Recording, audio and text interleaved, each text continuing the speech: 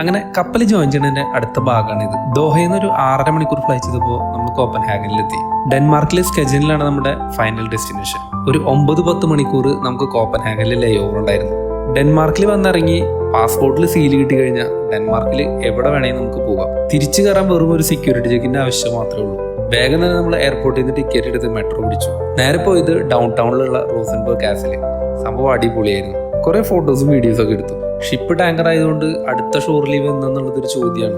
അതുകൊണ്ട് ഇത് നമ്മൾ മാക്സിമം യൂട്ടിലൈസ് ചെയ്തു. അത് കഴിഞ്ഞ് ഫുഡൊക്കെ കഴിച്ച് തിരിച്ച് എയർപോർട്ടിലെത്തിയപ്പോൾ നമുക്ക് പോകാനുള്ള ഫ്ലൈറ്റ് റെഡിയായി. ഈ ചെറിയ ഡൊമസ്റ്റിക് ഫ്ലൈറ്റിന് വേണ്ടിയിട്ടാണ് നമ്മൾ ഈ 10 മണിക്കൂറോട് വെയിറ്റ് ചെയ്ത് കിടന്നത്.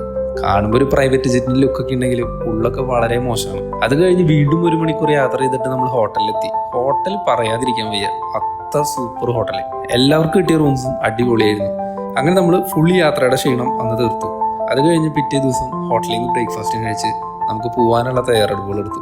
ഈ ബോട്ടിലാണ് ഞങ്ങൾ എല്ലാവരും പോകുന്നത്. ഇത്ര മോശം വെതറിൽ ഇതുവരെ നമ്മൾ ജോയിൻ ചെയ്തിട്ടില്ല.